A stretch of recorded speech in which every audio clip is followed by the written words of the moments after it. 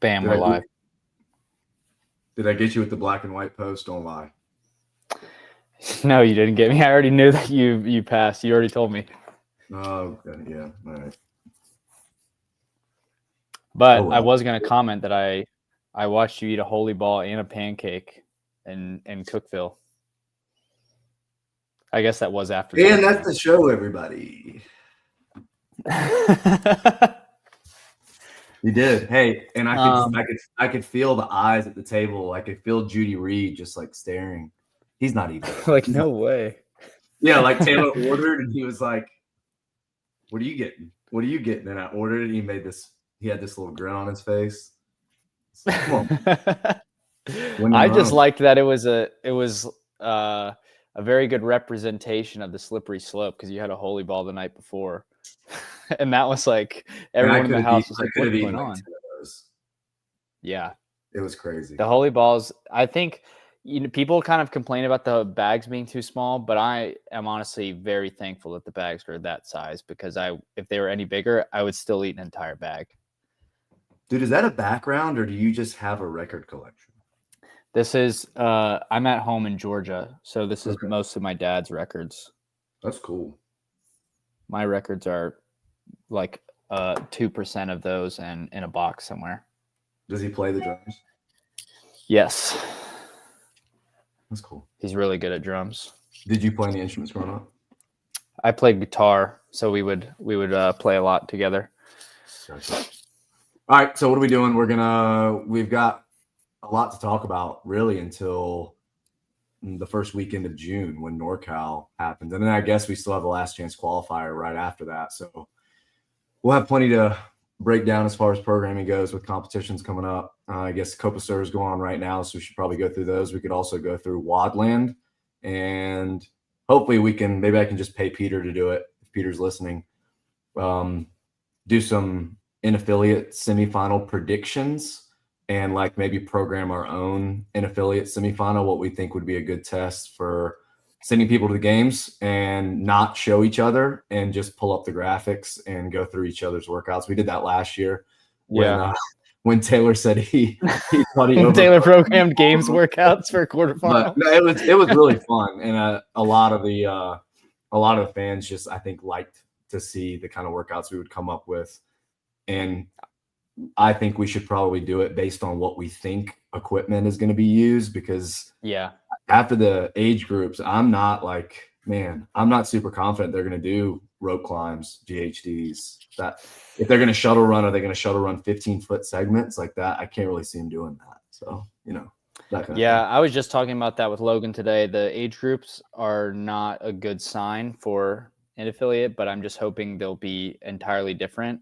I think it'd be really fun to program our own individual in affiliate semifinals. I don't know. Taylor would either be 100% down to redeem himself or he would not want to do it to avoid the situation that happened with quarterfinals. Because I don't think his quarterfinal workouts were that bad, but he still talks about how terrible they were and how it was like the worst show that he's ever done and the worst workouts he's ever written. So dude, he would either be really down or not at all. I get it. I mean, I just yesterday was talking to Angelo and said, I'm still furious. Like I have nightmares about watching people do the pill thrusters because they just figured out a way to just make it look so bad. And I just was very irritated. I'm still irritated by it. Like it just takes time. Yeah. All it takes is time to like hate workouts that you wrote and loved. Before we do Copa Sur, I know you sent them to the group chat, but I was driving. What did you do for a workout today? So I did, we have a law enforcement division, which has been really cool. That started for the last couple months. We have like a class just with those guys. And sometimes we have 20, sometimes we have 10 at 10 o'clock this morning. And it was 4 rounds, a 400-meter run, and then a 400-meter carry between you and your partner. So you and your partner both do the run every time, but then the carry was split up. So you each do like a 200-meter carry. But you got to pick the order. So it was an empty yoke, 100-pound sandbag held in front of the body, 2 70-pound kettlebell farmers, and one of the pills that you had to hold on one side or the other. So teams got to pick what order they went in. two of them you could do really fast. So like the farmer's carry and the pill, you could still run with them, but the yoke and the sandbag, you could just only walk fast. So it was cool to see the order that the teams decided to do. And it's just that kind of stuff. I mean, those workouts are programmed more so for like grit and team building. So it was super old school and simple, but it was awesome. And then I did an every minute on the minute workout with pegboards, the P-bar traverses like the one Taylor has now. I guess I'm guessing it came in, and that's why you guys did that workout. Yeah, and then, I didn't do it with him. I think he might have partnered with Lizzie. Oh, okay. But yeah. And so I did that, and then crossover single unders, which I haven't done a crossover in probably 2 years. I told Lindsay that for NorCal, I mean, the traveling double under just, I guess as a coach, makes me think, hey, like what are some things that they could have athletes do, like a backwards double under, a triple under. I was going to say backwards dub. They could just bring back crossover double unders because people are really good at them now. And so I was like, hey, you should do that, but I'm not doing that. So I just did crossover singles. And then I did the class workout at 4 before I came home, which was a 7-minute AMRAP, 10 toes to bar, 10 cal echo, rest 7 minutes, 7-minute AMRAP, 10 bar facing burpees, 10 front rack step ups with 95. And oh my gosh, after doing that, we won't give too much away, but I could feel Taylor's pain when he experienced that combination. It was awful. Like just the shoulder fatigue after a few rounds of 10 and 10, like just holding the front rack was nasty. So yeah, it was a good day. I mean, I've been back from Disney for about 5 days now. And after yesterday's machine intervals, I kind of felt like I was good to go. So today was a good day. What'd you do? Yeah, that sounds fun. I kind of want to do something like the first 7-minute AMRAP that you just mentioned, do something like that tomorrow. But today I was in Charlotte and I drove to Georgia after I coached. So before I coached, I did 8 sets of 1,000-meter row every 5 minutes. Every 5? Then every 5, yeah. And then 1 minute on, 2 minutes off for 5 sets. Max rep power snatches at 185. And then the Sentinel accessory today is a 10-minute AMRAP for quality of 10 push-ups and 25-foot handstand walk. And then I drove straight to my barn gym here in Georgia and got out of the car and did a 15-minute EMOM of 10-calorie echo bike, 5 wall-facing handstand push-ups in the same minute. And that was so hard after the push-ups earlier. I started it as I did the first 5 minutes as 10 and 7, and I would have 100% been able to finish that way if I hadn't done those push-ups and handstand walking earlier. But like the first wall facing was it felt like, the 21st wall facing in that quarterfinal workout.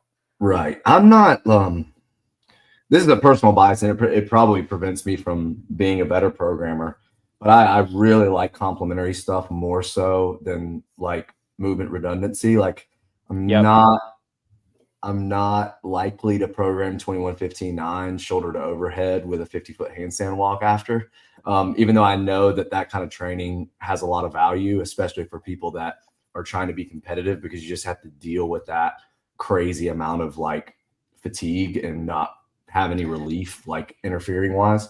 But bench press handstand walk, or like burpee handstand walk, or push-up handstand walk, anyone that doesn't do that combination, if you want to make the handstand walks feel hard and you don't want to do a lot of volume, just put it with one of those movements. Yeah, that was kind of the point. And I've talked about this with Taylor before.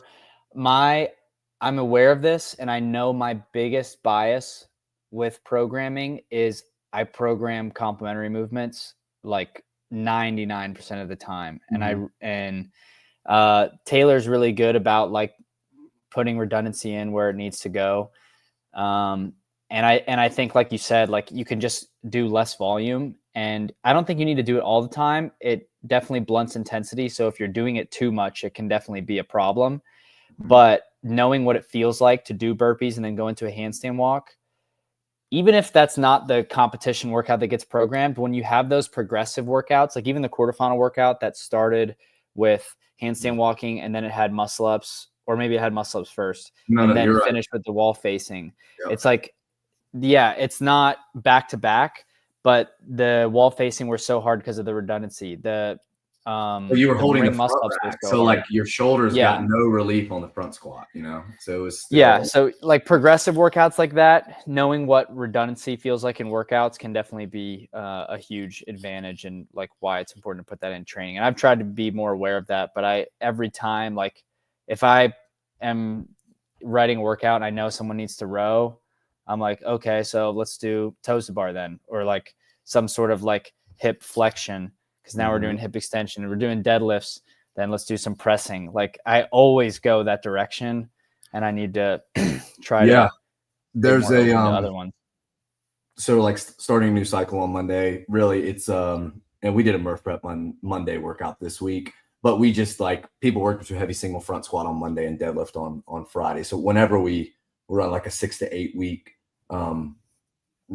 progression, for lack of a better word, for strength stuff, I usually would just switch it up. And when I switch it up, I try to switch up the days, and inevitably it switches up kind of the style of workouts that are around it, especially each day. Like if we're gonna bench press every Thursday, I'm probably not gonna program a ton of pressing on Wednesday or Friday. So it just kind of changes how everything goes. And next week there's a workout that is there's like a snatch and clean and jerk EMOM, like snatch EMOM into a clean and jerk EMOM on Tuesday. And then the workout is really short. It's 50 kettlebell swings, 35 box jumps, not overs, 20 deadlift. And I wrote it and I was so proud of myself because it's just hip open, hip close, hip open, hip close, hip open, hip close. And I don't really like that, but I need to program that style of workout more often, to where from the start, like you're just the same, it's the same thing over and over, just in different ways. And a good way to do that could be making the movements simpler as you go. Like you're saying, in a sprint chipper like that, or just one time through, maybe it starts with like a power snatch, but then it ends on a kettlebell swing or something. It's basically the same movement, but it's a lot simpler to do a kettlebell swing when you're absolutely smoked. And then even like programming for like individuals and stuff like that, when, they have their lifting is like bench press. I'm always like, okay, they're pressing, let's do some burpees today. Like, and I need to stop that. Zeke, JT is a favorite. Me and Taylor argue about this. I fucking hate JT. I think it's a stupid fucking workout. And I understand that that's the epitome of a workout that needs to be visited occasionally. I think once a year is too frequent. I would say like once or twice a year, where you're like, hey, my focus for this year is my pressing. Like my pulling's really good. I just need to work on my pressing. So to do that, I'm going to do CrossFit. I'm not just going to always do dips and push-ups every single day. But like in June, I'm going to test JT. And then in December, I'm going to do it again. And then I'm just going to kind of see or in January, I'm going to do it. And then in December, I'm going to do it. And I'm just going to see how much like focusing on pressing help. But I'm with you. And this is a good discussion for affiliates. This could be a whole show. I don't think that style of workout is great to do for affiliates. Today's this week's Tuesday workout, and I wrote it out in like the description and the stimulus and all that stuff. And listen, it was dumbbell deadlift, dumbbell clean, dual dumbbell snatch, and then it was handstand push-up, handstand walk, wall walk. I said, listen, this is the kind of workout where you're probably not going to ever feel out of breath. You're probably going to get frustrated because you're not tired metabolically. You just can't, your shoulders just can't do anything, and you just have to stand there and wait. And every now and then it's good to do that style of workout that's not just limited by your hurt ability, right? But I don't think it should be done a lot. Like I don't think people want to be able to move, and like using complementary movements 90% of the time, I think is the way to go when you're doing affiliate stuff. Yeah, I think for like at a gym like Charlotte, if we've done JT before, and I don't think that it should never be done, but I think it replaces a heavy day when we do JT. I don't think we need to do JT and then the next day also do every 3 for 10, 2 alternating reverse lunges, 2 back squat. That was today's workout. It was a heavy day. But like JT and a heavy day don't belong in the same week, because it's I mean, and you guys talked about this before, like that kind of stuff is strength. Yep. And people are not going to be out of breath during JT, especially not like your average, gym goer. So I think as long as you're aware of what it is, you explain it to the members, it has its place. I remember when we did JT, it was a while ago, but that's basically what the whole whiteboard brief is. It's like, hey, this is basically a heavy day. You guys aren't going to be out of breath. That's kind of the point. And you make that point clear. And what we talked about this a little bit on the show I did with Peter and Johnny earlier this week about just running affiliates and programming affiliates and all that stuff. You take a workout like GT and you know what the stimulus is supposed to be, but inevitably it's going to take people a long time to do those 135 reps because they're just after the first 21 or 42. I mean, they're just really a grind and you're doing small sets. There's nothing wrong with doing that. I think it's great. But you could also do like 5 sets of 963. Like you could also do 5 sets of 963 or 999 and you get the same volume, you get a little bit more intensity, you don't get to failure as fast. And even if it's a 1-minute rest between rounds, like that's still a lot. Yeah. You can manipulate a workout like JT and fool your members into doing it to where it's not as just like, well, I suck. I can't do dips. I can't do handstand push-ups. Oh, and I can't do push-ups. Right. People feel like they didn't get a workout and they feel like they suck when you do JT because it's not limited by your breathing. But you can make it even more of a strength day and put it on an interval and be like, hey, we're going to do 9 push-ups, 6 ring dips, 3 handstand push-ups every 4 minutes for 10 sets or whatever it is. And then the people who are kind of in between who probably shouldn't be doing like deficit JT or anything like that can maybe mess around with the deficit handstand push-up in that format. And and then it's easier for people to realize like, hey, this is kind of different. But yeah, either way, I think, as long as you're explaining it to people and using the whiteboard brief as like a teaching moment to explain why you're doing it, I think it can be worth it. I just think JT is stupid. So like I know there's some OGs in the chat that listen and like, I mean, I think Chase is the first one that I really heard ran about it. And I was like, okay. Because I didn't know this. Like, I remember watching the games with the back-to-back girls and they did power clean Elizabeth. And it's like, no, it's squat clean. It's supposed to be full clean. And like, I didn't know that because I hadn't been watching CrossFit or keeping up with it that long. Do you think that JT is supposed to be strict, all 3 movements? Is it supposed to be? Because I don't hear many people talking about that one as like I think it's supposed to be. I think it is too, because you can't kip the push-up. Right. So, I mean, because then the push-up would be the hardest movement.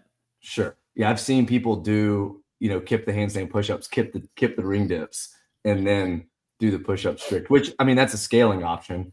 But again, this is a whole nother show. Like if JT gets programmed, I just drill into them, hey, if you really want to kip, you can kip, but that is not the intent of the workout.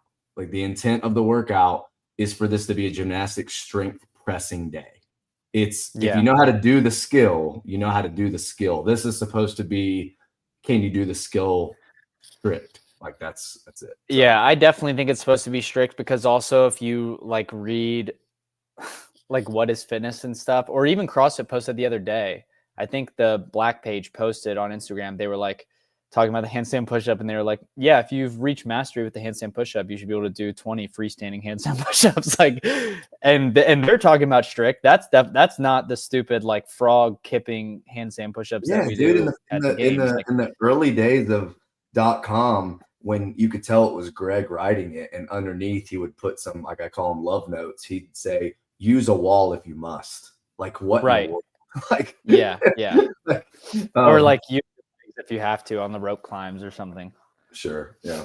All right. Well, yeah, that's cool. We need to just get into the weeds and talk about we need to do a show on like maybe on benchmarks and which ones still hold up and which ones are appropriate for classes and which ones are maybe more appropriate to tweak a little bit and stuff like that. Yeah. Yeah, I was talking to Josh. I told him that we should bring him on to a Shut Up and Scribble one time when it's like surrounding an affiliate. That's a good topic to have Josh on, my coach that I told you about the other day. Yeah, that'd be cool. All right, I haven't even looked at these workouts. I'm assuming you've seen these workouts, so I specifically didn't look at them, so we could have two different kind of perspectives. Yeah, I've looked at them, and I think before we even get into them, I think they're kind of doing what Boz did last year with the semis, where it's one workout, two workouts, three workouts, which I thought was pretty clever. And it let you really empty the tank on the long workout, which is this one right here. Oh, wow. Okay. So they're doing that. And then also the first workout is basically just the first workout from semifinals last year, too. Very similar. And we can get into it for the people that aren't watching, but 5 rounds for time, 800-meter run, 10 thruster. And it was 10 clean and jerk at semifinals last year, 30-minute cap. But the weight is ascending. So it went 95, 115, 135, 155, 185 for the men, 65, 85, 95, oh, wow. 35. I love the workout. That is cool. I want to say I saw that like the winners were for the men just under 20, and I think maybe the female was under 18. So they did this today. I know it was to maintain intensity, but knowing that it was clean and jerk at 185, I kind of wonder, and with a 30-minute cap, I wonder if they ever thought about just doing 185 across the whole time. I was going to say starting at 95, I think is a little bit light. I think so. Even starting at 115 is light. I think it should be like they could have started at 135 and maybe made smaller jumps. Yeah. I mean, the great thing about this is, though, the run really, really matters. And I think you need a running, like if you're sending people to the games, thanks, Ben, you need to know that someone is a good runner, or those two people are good runners. Yeah. And this maintained a lot of intensity, because I'm sure most people went unbroken. If not, like, I'm sure. Well, this is also like people will talk about games programming. Like, I think they say this about the 2019 games, maybe like, oh, it's the running games. If there's anything that should be over tested in a fitness competition, it's running.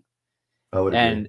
And because of that, like, because of the fact that, hey, you can't test running too much at the games, you also need to really make sure that the people you're sending to the games can run.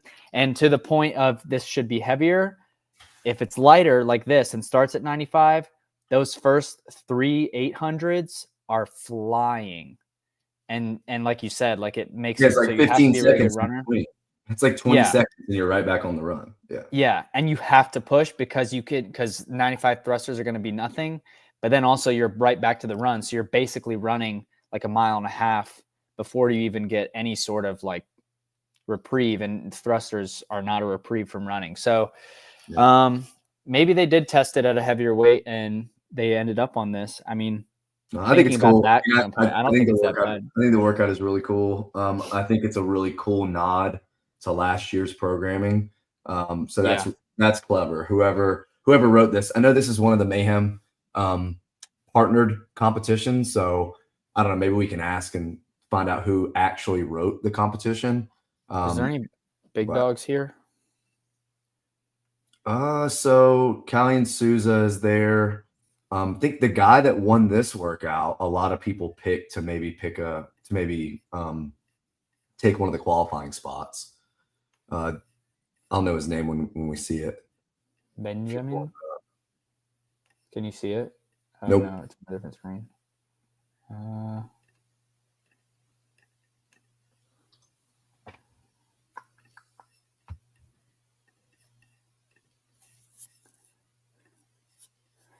Yep, Gutierrez. That's the guy. Yep. Yeah, so Callie Souza, he took third on that, which is really solid. I mean, I think he's the guy. And then like Pedro Martins, and keep going down. I know he's someone that a lot of people pick, but I don't see him. Yeah. Might not have there. Wow. 15th. And then 1853 is 15th in that workout. Yeah. And third place is 1810. I mean, the guy that won and the second place guy crushed it, but then you look like 1838, 46, 49, like they were stacked in there. Yeah. Oh, Raquelme. Kelme, yeah, he has a lot of work to do. I think there's 6 scored events. Bruno Marins, that's the other guy. Wow, that's kind of surprising, and it's good too that again you get something like in that 17 plus minute time domain, and you find out if someone's got a hole, especially on a running workout. So I think that's great that they expose that for some of those guys. Yeah, 100%. Yeah, if you get like 18th in that workout in this field, you don't deserve to go to the games. So complex. So again, that's the year they redid the legless 2014, right? So that was one of the uniform programmed workouts. There were 2 of them that year. 3 cleans, 2 front squats, 1 shoulder to overhead for a max load, 3 attempts. So probably, right? Probably not the same guy that crushes the first workout, but right. The fittest guys probably do. They probably do well on both. I know Taylor's thoughts. You know my thoughts. Do you like seeing a complex or seeing a single modality strength when there's 6 events or less? I think it can completely ruin a competition. Yeah. Do you think if it's used, there needs to be 2 other skews to the running, like the first workout or another monostructure, and then something really skewed to gymnastics? Or do you think it doesn't need to be used in a competition? Like, I don't think it needs to be about Heavy Isabel. Do you think Heavy Isabel is a far better option than this? I think Heavy Isabel is a far better option because for a couple reasons. One, it is single modality, but when you're doing 30 reps, you're turning it into more of a well-rounded fitness workout. Yeah. A complex is still the dude with the best 1 rep max is still going to win a complex of 3, 2, 1. Yeah. It's a different energy system is what you're saying, Yeah. Basically. Yeah. Like the people who have a good engine maybe are not going to beat the person with the highest 1 rep max on Heavy Isabel, but they're going to beat the people who are like as strong as them or maybe a little bit stronger than them who can't breathe for shit. I agree. Yeah, I agree. So I think it's a little bit different.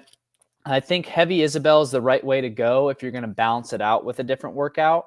But I still don't even like doing a complex and then trying to balance it out with other workouts as well, because I think, especially in a 5 to 7 event competition, we should just be doing CrossFit every time. Like every workout should be CrossFit. Everything can skew one way or another. There can be a certain crux in each workout that's like, oh, this movement is definitely like what you have to be good at to do well in this. And then the other stuff just makes it harder, or it separates the people who are good at the ring muscle ups or whatever. Right. But I really don't think that there's a place for it. I don't even think that.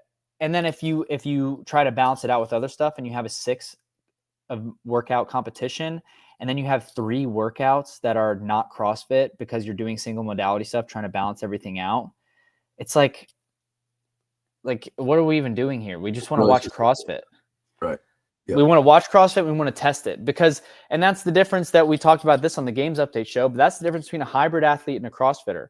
It doesn't matter if you can back squat 500 pounds and run a sub 5-minute mile and win your bodybuilding show. Like, that's not what we're trying to do. I want to see how fast you can do 5 rounds of 20 back squats at 185 and an 800-meter run.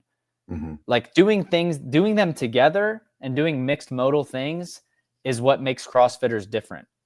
You can run a sub 3-hour marathon and have a really good bench press and a really good back squat, but being able to do it together is such a different thing that you have to train. I just don't like testing things like this. Yeah. Yeah. So barbell complex, that'll be the first workout tomorrow. So I guess they do this one and one more, and then they have 3 on the last day. So, yeah, obviously, I mean, I remember what Guy hit. Like I remember when he did this workout that year at the semi, it was a crazy. Whenever he lifts, it's crazy to watch. But he's not there this time, so it'll be interesting to see who wins that workout. Yeah, as they mentioned before, Heavy Isabel and the finale from the classic, which is event 3 here, 30 and 24 cal echo bike, 30 bar muscle up, 30, 24 cal echo bike. From my understanding, that's going to be, those 2 workouts you're going to see at all of the semifinals or all the IPQEs that they program. And they mentioned that on the podcast. So we're seeing it here. This competition also has Heavy Isabel? This one? Yeah. I think so. Oh my God. Okay, anyway, so this is okay. You go. So Heavy Isabel and this we will see, from my understanding, at the competitions that Mayhem is the programming partner for. Now, people are probably wondering, what is that NCC? I don't think that's the situation there. I think that it's more of just like hey, we want to kind of like share ideas. I saw Hiller put up that video that was kind of like a teaser into everything. But I don't think that like they gave them the reins to programming like some of the other competitions did that they're involved with. It'll be interesting to see, other than Heavy Isabel, if NCC uses this one or if they don't use it at all. And then bar muscle ups for most competitions means we're not going to see ring. So like usually ring muscle ups is something you see at all of these qualifying type competitions. You rarely see one that does bar instead, because usually we get bar in the open or we get bar in quarterfinals or whatever. So do you think it should be that way? I think they're entirely different movements.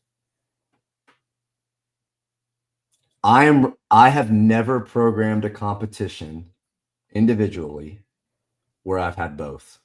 So I think for me, it still feels like if I program a strict handstand push-up or a wall-facing handstand push-up, and then I program a deficit parallel handstand push-up, they still feel like the same movement, to where it's like one of them is on parallel bars and one of them is on a flat floor. The same scenario as the rings versus the pull-up bar. So on your argument, it would be cool for me to do that. I don't like to do it. I would just say that it's a little bit different because, like we talked about 2 shut up and scribbles ago, bar muscle ups are just all pulling and ring muscle ups are all pressing. And the people who suck at pressing suck at ring muscle ups. The people who suck at pulling suck at bar muscle ups. Yeah. So I think if this competition did it or any of the IPQEs do it, listen, I think Africa is 4 days.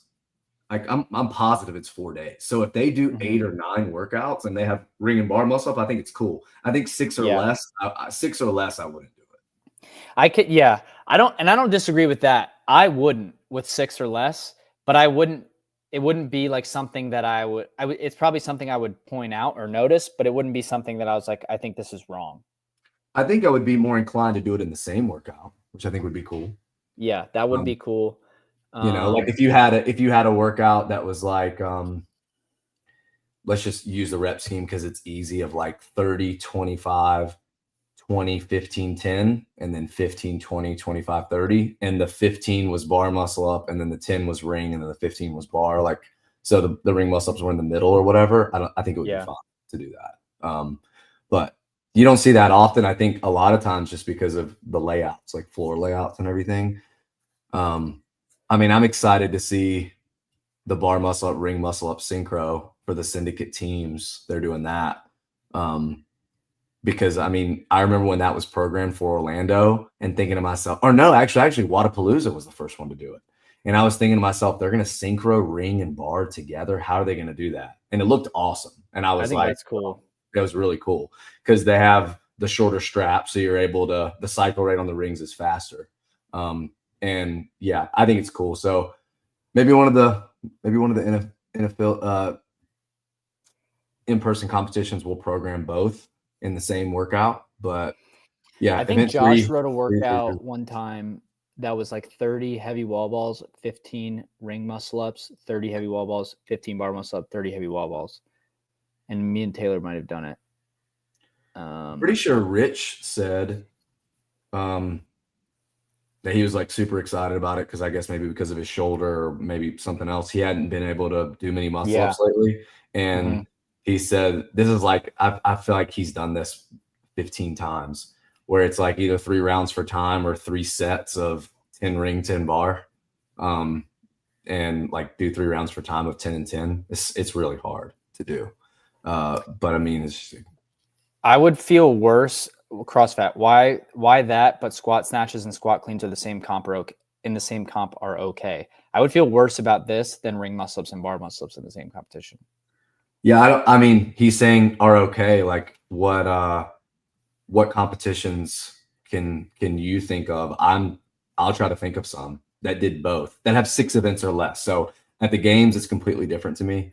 I was gonna say they've maxed their snatches at the games and then done Sure. like the Elizabeth elevated workout, Mhm. or those might have been different years. But yeah, I don't think that you should squat snatch and squat clean in the same competition if it's like less than 10 workouts. But it's a good question too, that like there's some things that we just accept as being wrong for no reason other than it's just not what we're used to seeing.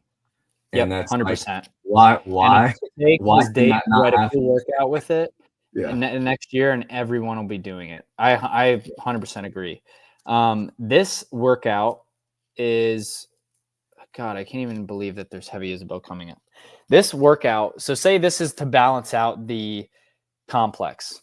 I'm not even Okay. going to worry about what's coming after it yet. The 30 bar muscle ups, we obviously saw Colton beat Jason. So we know the 30 bar muscle ups in this workout are important. But this is exactly my point. This is a workout that may skew one way. It may skew towards a person who's really good at bar muscle ups. If you could go unbroken on the bar muscle ups after a hard bike sprint, then you're probably winning this workout. So this skews towards a gymnast, but it has the echo bike in there that's going to favor a bigger athlete, a high power output athlete, which is why, but now the complex, it doesn't get balanced out by that because the complex just favors a bigger high power output athlete. If you had to do that on its own, I think this workout is extremely balanced. I do think for the women, it becomes a lot more of a bar muscle up test. I just think that chunk of 30, I mean, at Mayhem, no female did it in less than 4 sets, I believe. Yeah. And most of the guys did it in 3. Some of them did it in 2. So like, and then some did it in more than 3. So for the women specifically, I think the bar muscle ups matter even more. But I mean, we saw who won the workout at Mayhem. It was Roman, and no one would say Roman is the best gymnast in the field or even close to the best gymnast, but he's amazing on the bike. So to your point, yeah, exactly. If you're good enough at the muscle ups, or you can bike at a pace that's some athletes' max effort, that's more you're like 80%, then you can get to that second bike and still beat some of the guys that are better on the bar. So I think it's a really good workout. They should have made this workout 24, 24, 24 for the women. If I were writing it, that's exactly what I would have done, just because I think it would have given them both the same stimulus, but it's fine. Yeah. Like if Tia does this workout, I think she could do 30 unbroken. But I agree. I think it's fine the way it is, because I also think that the farther you get down in the women's field, the bigger the separation is. But like you just said, Tia could do it unbroken. The best man and the best woman like probably have similar times or like have a similar stimulus in this workout. And honestly too, like if they use this workout, let's say they use this workout at Wadland, and you have like Yanikoski and you have Roman, like you have some really good athletes there. And specifically Roman, because he did it at the end of a nasty day. Those 3 workouts that they did on Sunday were just all very demanding. I mean, I think a lot of those guys could do it unbroken if they only had 2 events that day and it wasn't the last one of a 3 event day. So it'll be interesting to see some of these other competitions, the ones that use that 30-30-30, like how many people do we see do it unbroken? Or is it just like I think Raquelme could do that unbroken. He's an awesome gymnast. Crushed that quarterfinal workout, the all gymnastics quarterfinal workout, right? Right. Yeah. So, all right. For total reps in 3 4-minute intervals, 100 dubs, 2 seated leg lifts, 25 toes to bar, max burpee over box. Yeah. 1 minute rest. So intervals, cool. So basically, guys, this is a 4-4-4. 3 sets. 4-4-4, 1 minute rest in between. So 12 minutes of work. Double unders will just give it a minute. And by the time they walk and sit down, they're probably at close to a minute. Seated legless, it's probably a regionals rig. So think like a 14-foot. I wonder if it's controlled descent. I think that matters a ton. That's what I was going to say. Yeah, 100%. And I also think that either way, it's a good call doing this if it's a regionals rig. I think the 13.5-foot regionals rigs, like, did you see that video Hiller posted today? Have to use them. He was doing 4 pulls and like with ease, like he was flying up the rope. Yeah. So, now to our discussion, this is really interesting, and I knew this was coming, and I'm like, man, this is a good day that we went off on that complementary or movement patterns. And I know because I've seen so many workouts that Taylor has written with rope climb and toe to bar. That is an example of something that I cringe to write, but I know I need to program it every now and then, because a lot of people will say, oh, if you can't do rope climbs, do pull-ups. Like, I think a strict knees to elbow is more like a rope climb than anything else.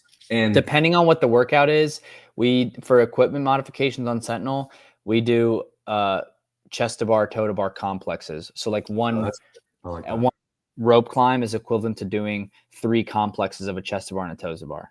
I like that. So you go right from rope climb right into toes to bar, which, I mean, I'm going to be honest, I think that's the first time I've ever seen that those 2 movements back to back in a competition, like a big competition. If anyone in the chat can think of one, but I cannot think of a time where you've gone rope climb, toe to bar for back to back movements. So, and 25 is substantial. Like I don't see many people just doing the 2 and then being like, cool, I'm doing these 25 unbroken. Yeah. So I think someone will, maybe not.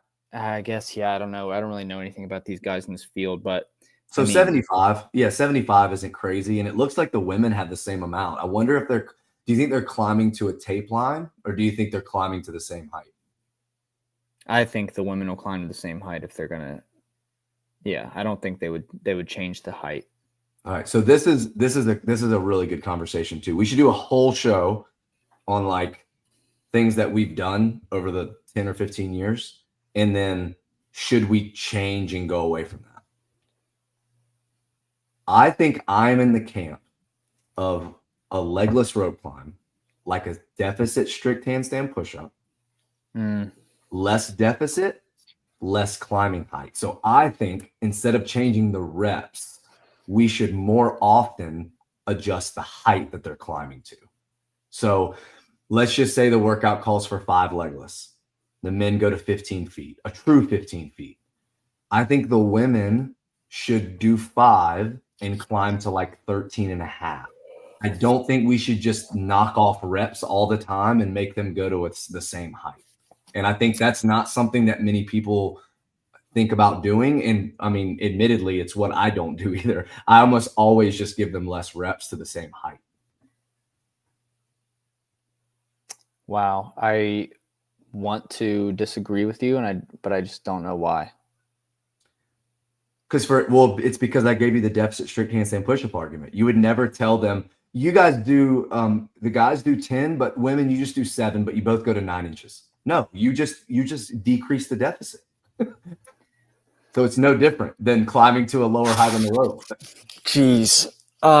Yeah, but so what if the thing is though, I think they're just resting more between reps. But on the rep of a rope climb, you have a certain number of pulls. And like the better people do it in less pulls, obviously. And, when you start to get tired, you do way too many pulls. But I think it changes the movement too much. Like if you're just going to 13 and a half feet, then, oh God. I feel like you're right. I know. I hate that, but I feel like you're right. Always done it. It's just the way we've always done it. It's not. Yeah. It's not that. I mean, I think there are times that you can do both. But when I look at this workout, if it is 2 legless to the same height, it is a completely different workout for the women than it is for the men. Yeah.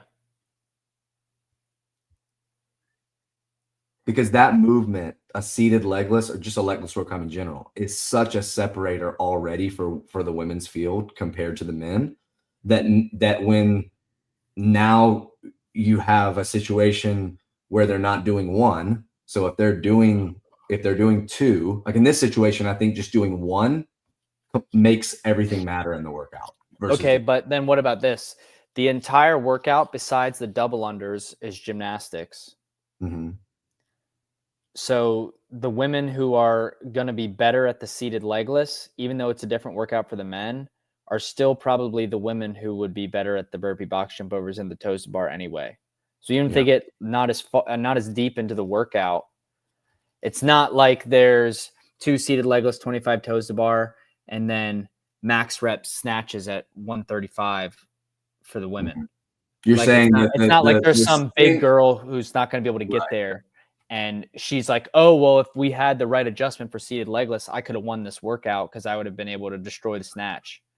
Yeah, like you're basically saying the better pullers are rewarded more, or the weaker pullers are rewarded even less because of everything else that's in the workout. So whether you do two reps or one rep, people are going to win. Yeah. The person who wins this workout for the women would still win it whether or not they adjusted the seated legless. I agree. And this workout is a perfect example, too, of balancing out heavy Isabel. This workout does not balance out a complex. But if it was just heavy Isabel, this workout balances it out, in my opinion. I think it is cool that, other than the double unders, right? And it's a monostructural, but really it's just going to blow up your arm. So the whole workout is upper body fatigue. There's a lot of midline too with the burpee, the toe to bar, and the seated legless. But just for the sake of the conversation, let's just say it's a super dense arm workout. So grip on the double under, pull, hang, and press, right? Do you think that double under should be considered monostructural? That's, for me, it's a depends. Like I remember saying this when we programmed our quarterfinals workout, and I think people were just like, no, it's moving your body through space. If we are doing a box jump over step down, especially a step down, at a 24 or 20 inch, and it is for a set of that lasts longer than a minute, that is a monostructural movement. No, I do not think it's a gymnastics movement at all. I think it's a monostructural movement, and it fatigues you in almost the same way as a double under, but there is no upper body use in that at all. Yeah. I would be more willing to say that box jump overs like that are a monostructural movement than, like how is that not monostructural, but double unders are? Because double unders are literally a weighted implement. Yeah. And you can use a heavy rope and it's still double unders. And I still think that people are so fit and people are able to make movements so aerobic now that when you get a chunk of burpees, that is like people just turn that into another monostructural movement. It's very rarely limited based on pressing unless there's so much interference. Like let's say you do clean and jerk and bar facing burpee. Sure. You're just going to get a lot of shoulder fatigue there. But if we're doing burpees like to start a workout and it's a set of 100 and what's coming after it doesn't involve any pressing, to me that's just like starting on a rower for 100 calories. Like for the best. This is at the games level. I don't think that doing 100 bar facing burpees at the beginning of a chipper, people are going to be like, well, I could have gone faster if my chest just didn't blow up. I don't think that's the case. I think it's limited by aerobic capacity only. And I'm willing to be told I'm very wrong. I think it really, really depends with burpees. But I don't think it really, really depends with double unders and box jump overs. I think double unders and box jump overs almost always feel the same. But I think burpees can just be so different depending on what you're doing There is a lot involved in it. There's pressing, there's trunk flexion when you get up, right? There's a hinge involved, right? If you're doing them with like deadlifts or something where it's like a double. If you just do 100 burpees for time, it's muscular. Yeah. When me and Taylor did like 500 burpees each, like 1,000 burpees as a team. Oh yeah. Like that was like It just that becomes was all stressful. pressing. Yeah. I Anyway, thought I was going to pair I think plan. movements like double unders and box jump overs, that's like something we should all just kind of do a show and just argue on, like which bucket do we think they belong in? Because we've always been told they're one thing, but it's not the same as it was 15 years ago. I almost feel like there just needs to be a new category or something, or like we just all kind of have to agree to disagree, or not even agree to disagree, but like agree to be like, yeah, they're monostructural, but like they're not really monostructural. Well, it's like, do legless rope climbs and strict deficit handstand push-ups just need to be in a strength bucket? So there's not just such thing as a weightlifting gymnastic. There's just a strength, or there's a strength limiting bucket, and that's where we put heavy weightlifting movements, and that's where we put gymnastic strength movements. We just put them all in that one category. Yeah, because then as a full deficit strict parallel handstand push-up, I mean, you're lifting weight. You can't do it. You can't do it because you're not strong enough. It's not that you can't do it because you can't figure it out. Yeah. You can't do it because you cannot put your head that far down and press yourself up. Right. All right. Two more workouts. There we go. Heavy Isabel. This is entirely dumb with the complex, in my opinion. I think it's a great workout, and I think it's cool that a lot of the semifinals are doing them. Do you think we're going to see this in affiliate? I just in the last week have really come around to everyone doing it. Now, teams, it's next week. If teams do it, I will be a lot more confident. But if teams don't do it, I will still be confident that the individuals will do it. Just not teams are doing in affiliate next week. Next weekend. Okay. Yeah. And I mean, I texted this to Bryson and Taylor, and I guess just say it now. Like, a lot of people are going to think I'm crazy for saying it.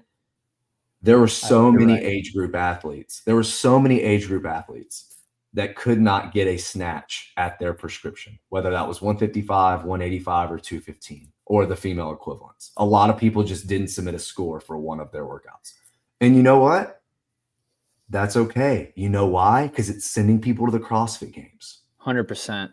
So 155, 185, 215. Why 215? Why? Okay, yeah, it's a 30-pound jump. Why? What if the affiliate is 245 for the men? And it's just 30-pound jumps all the way across.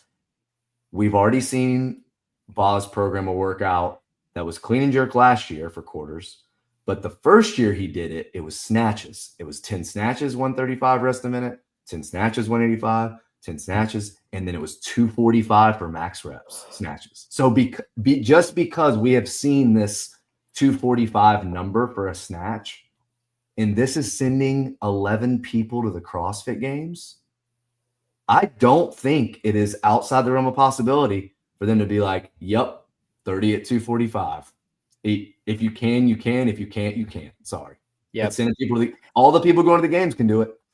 I 100% agree. Not everyone needs to be able to do all the workouts, but I also think this is a huge issue with the open programming. Is maybe not at 245, but if we just have Heavy Isabel 225, everyone in a true top 1% would be able to get reps. Obviously, like that's kind of a generalization. There's going to be an outlier, but for the most part, everyone in the top 1% can at least start the workout. Yeah.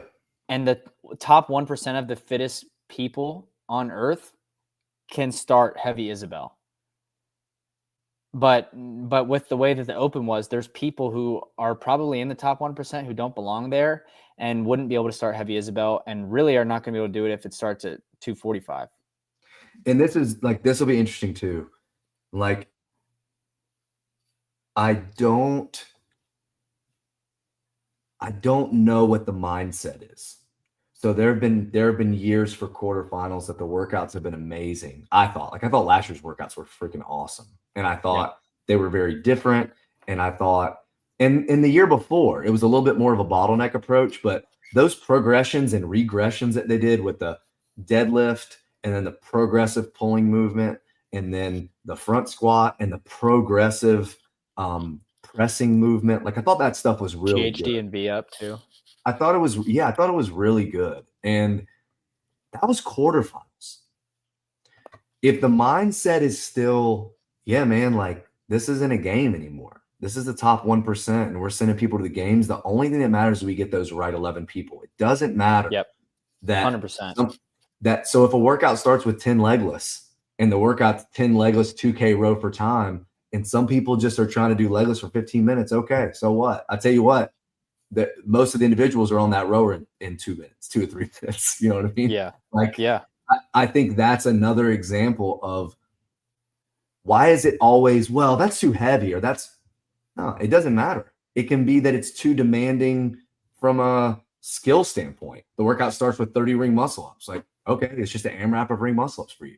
Like it, I hope that it is really robust in the sense of like, man, these are like workouts that we would see in an in-person semifinal, So I think it needs to be, yeah. So yeah, event 5, Heavy Isabel right now. I mean, despite the workout that preceded that one and despite the running workout, I would still say that we are biasing to the power athletes so far. Yeah.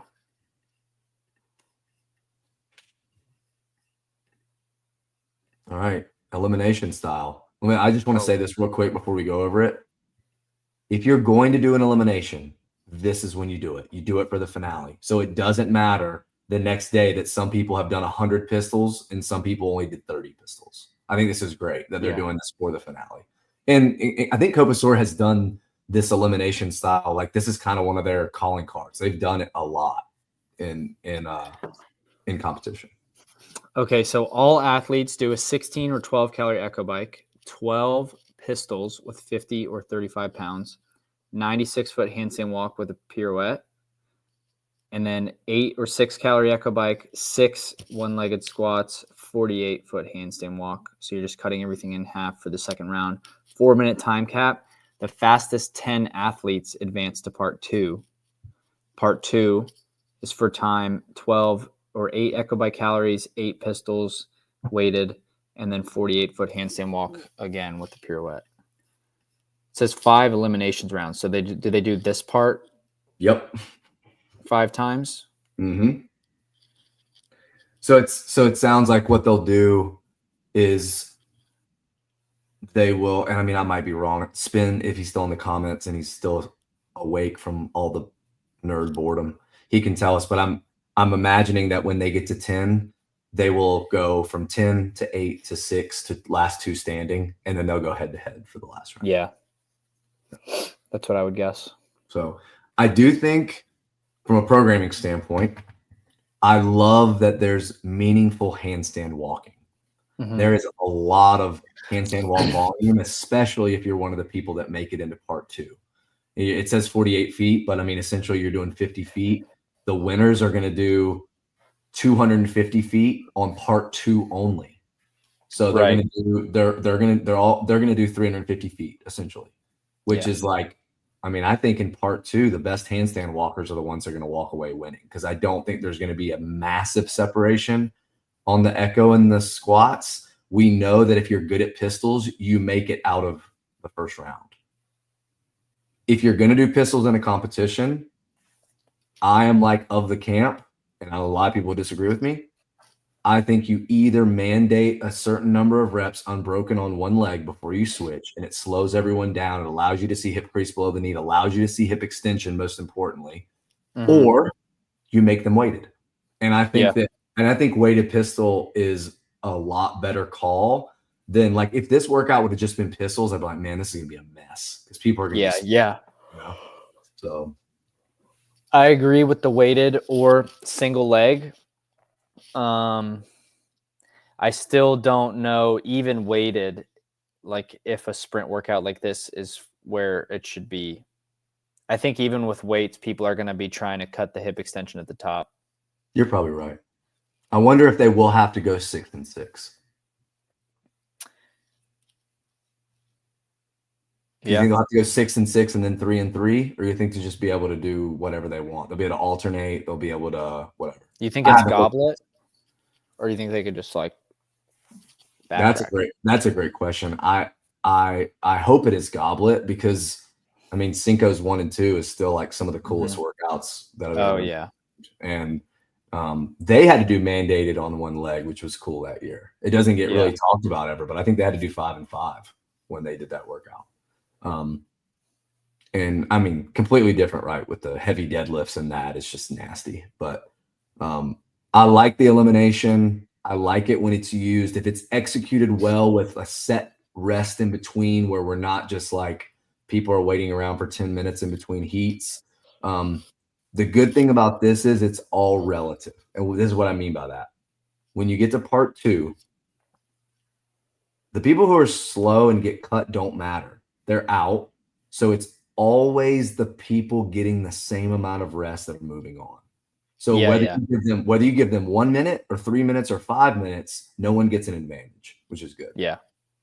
So I like that we have more skill though. Like we had a monostructural weightlifting workout. Then we had an all weightlifting workout. Then we had an all gymnastics workout with the double unders mixed in. And then we had an all weightlifting workout again. And then we have this one that's like, I mean, the Echo bike I still think will matter a lot. Don't get me wrong. But at the end of the day, I think whoever wins is probably going to be the best gymnast on this workout. Yeah, I think also I like the elimination style where the first round to start the elimination is longer. Me too. That's a good point. I didn't really. It kind of makes it like the people who get to the later rounds are going to be fitter for that. What do you think? So the time cap is 4 minutes, but let's see, 30. Let's just say the first 2 movements take a minute, 30 seconds, 90. That's a really short Echo. 2.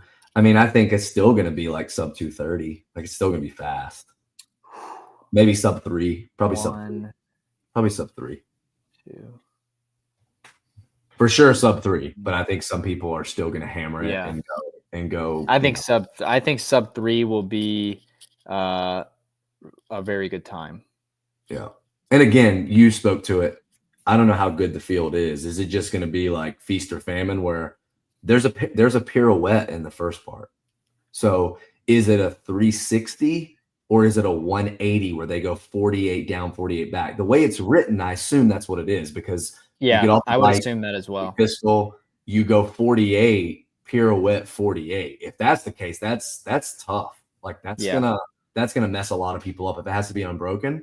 Like that's legit. So maybe people don't bike as hard and they don't do the thrusters or they don't do the pistols as fast because all they're thinking about is doing that pirouette. I'm pretty sure I heard them talk on Spin about the handstand walks having to be unbroken.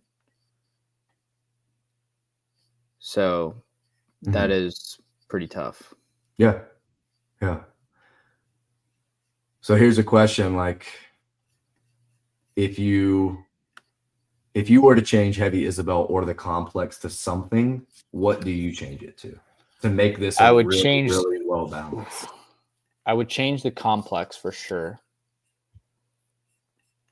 I mean, like I said, I really think in a 6 workout event, you just need to have CrossFit workouts. Like I probably would just make it. They already have running and thrusters in a complex. Echo bike and bar muscle up.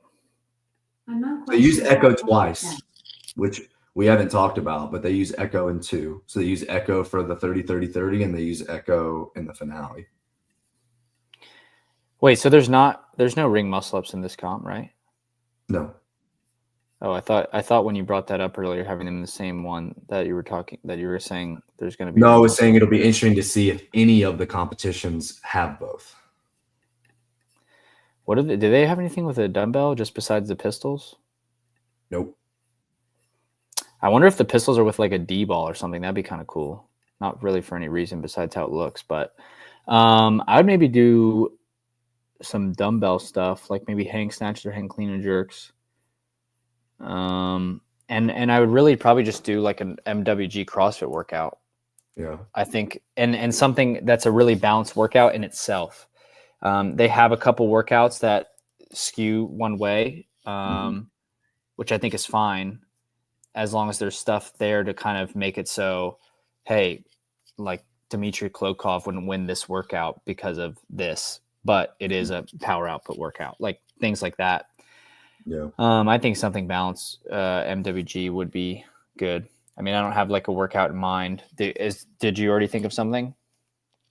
I was just kind of thinking about like a pure grunt work test. Like I do think the thruster run is very gritty. But I think like the best runners, like they're just the best runners on that workout. And I think that being the deciding movement is great. But I think if there was something like a dumbbell step over with burpees or a rower, like something that's just really, it's just really like 12 to 15 minutes of just pain cave type workout. I think it would do really well to balance everything, because what I like about the competition is the amount of gymnastics, volume, and the movement selection. Like I think is really good.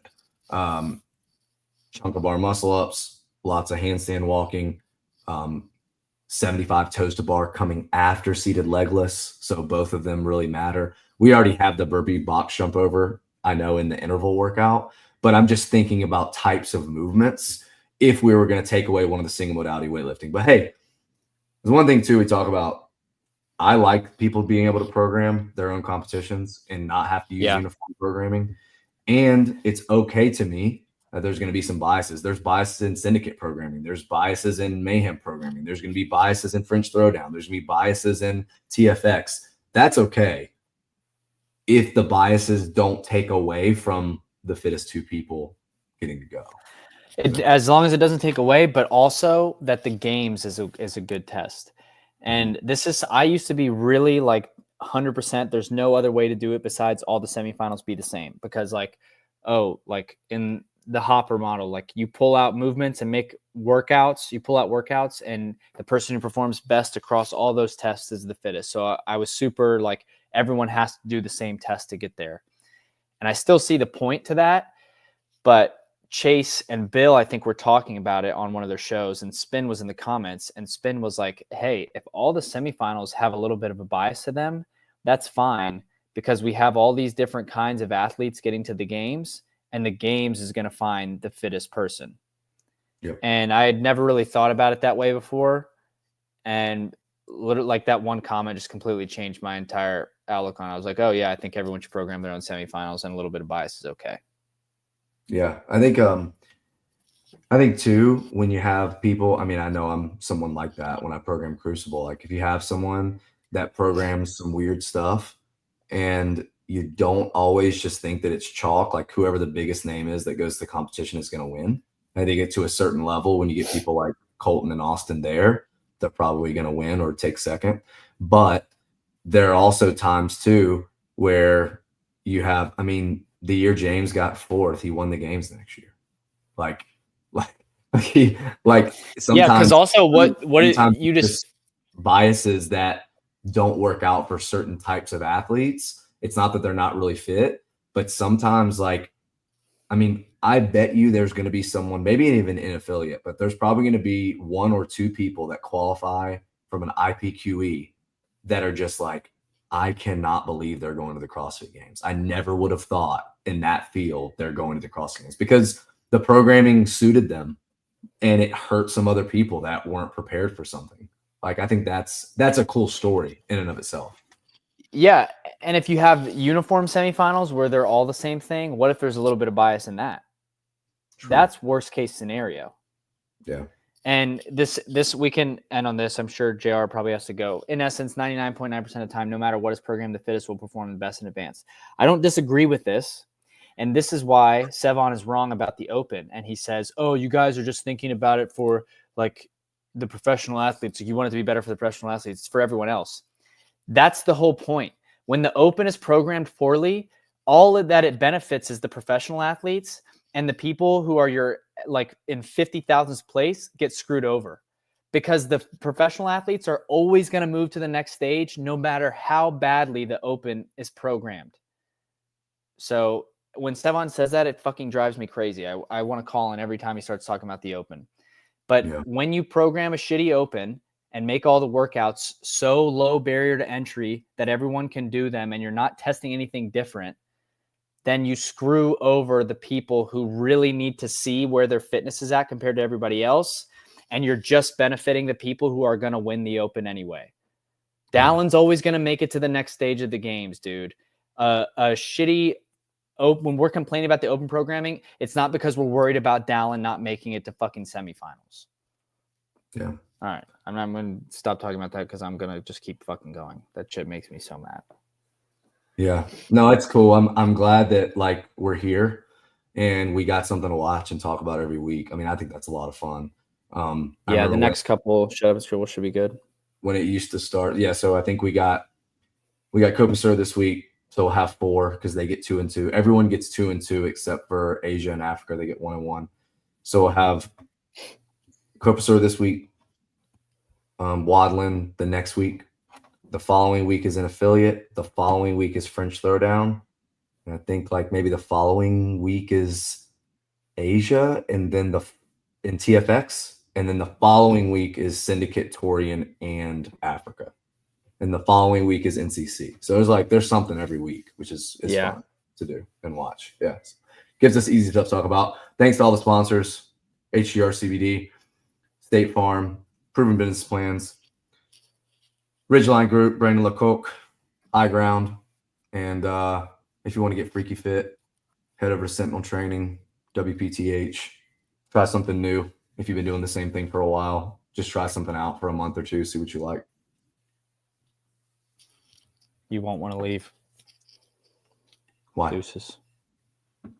Because it's new every day and way cooler than anything else.